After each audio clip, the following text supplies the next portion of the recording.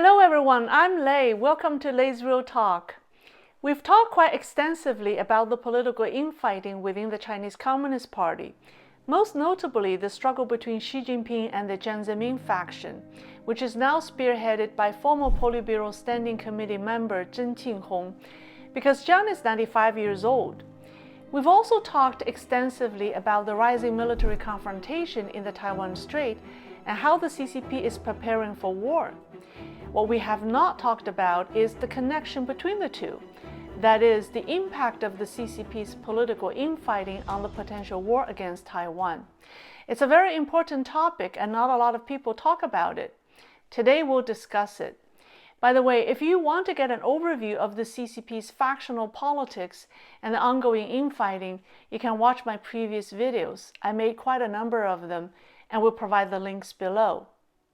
For the past several months, the tension in the Taiwan Strait have been escalating, with Beijing flying more warplanes near Taiwan waters and the United States selling more weapons to Taiwan. Using strong rhetoric, China's state-controlled media outlets have been defiant and threatening war. Very recently, some Chinese provinces conducted military drills and sounded air defense sirens. Some areas have even issued war preparedness emergency kits to residents. The Ministry of Commerce issued a notice encouraging residents to stockpile essential household goods, sparking wide speculation that a war is imminent. But on the other hand, Beijing has also sent out messages to dispel rumors of war, asking people not to be imaginative and denying war activities. The official website of the People's Liberation Army, as well as the Chinese military's official microblog account, came out to strongly dispel a rumor that the Ministry of Defense has asked reserve veterans to prepare for a recall during the escalating situation with Taiwan. So why is the CCP sending out conflicting messages? One possibility is that it's a deceptive tactic, but judging by the language used, I don't think this is the case. So the other possibility is that there are two divergent forces within the CCP that are fighting to influence the public as well as the outside world. These two competing forces generate two conflicting voices. Behind these two conflicting voices are the CCP's factional politics and infighting. On the Taiwan issue, the last time Xi Jinping formally mentioned it was on October 9th. He vowed to achieve a peaceful reunification with Taiwan and didn't mention the use of force. 以和平方式实现祖国统一，最符合包括台湾同胞在内的中华民族整体利益。 4 days before that, he spoke with Joe Biden. Spoken with Xi about Taiwan.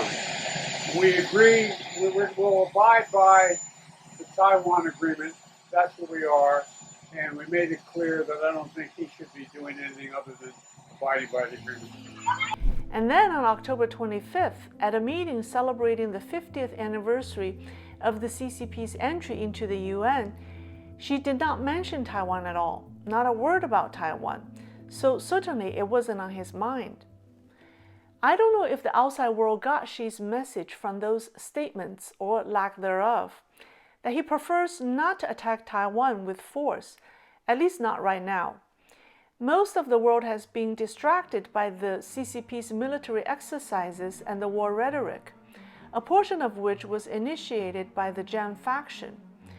But there was one man who heard Xi Jinping loud and clear. That's Russian President Vladimir Putin.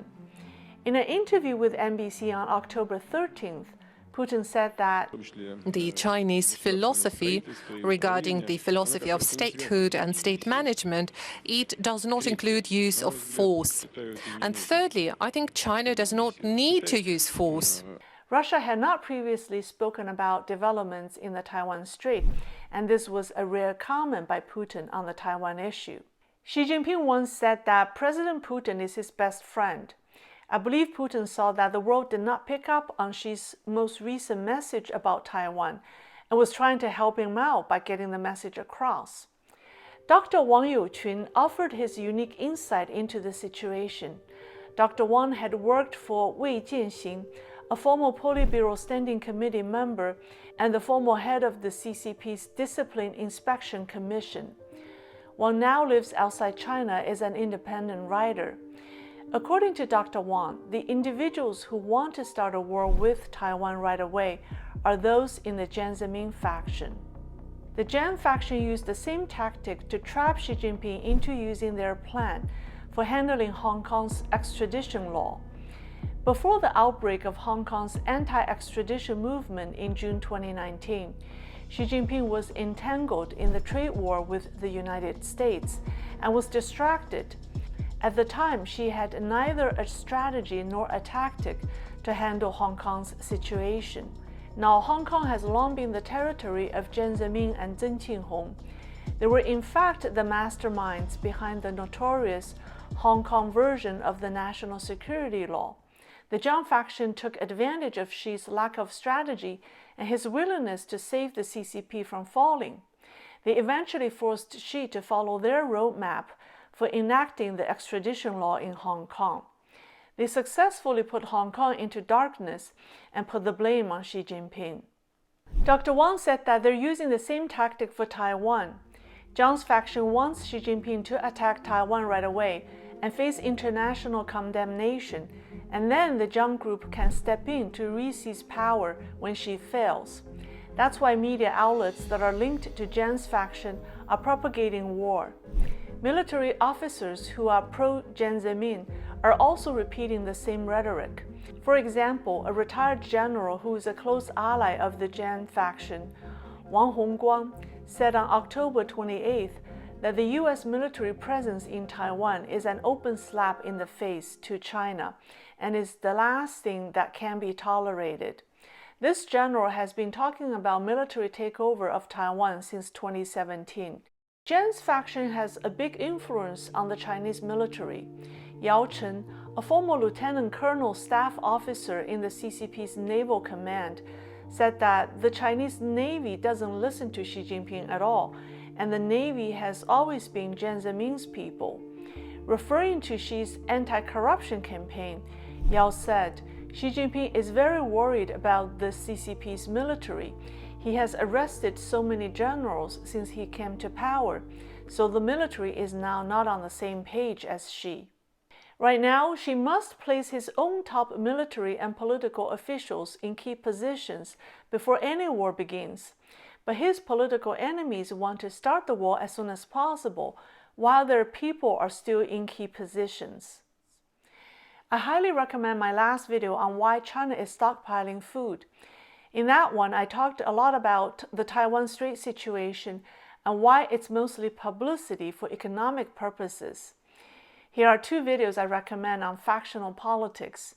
I'll put more in the links below too. Thank you for watching. See you next time.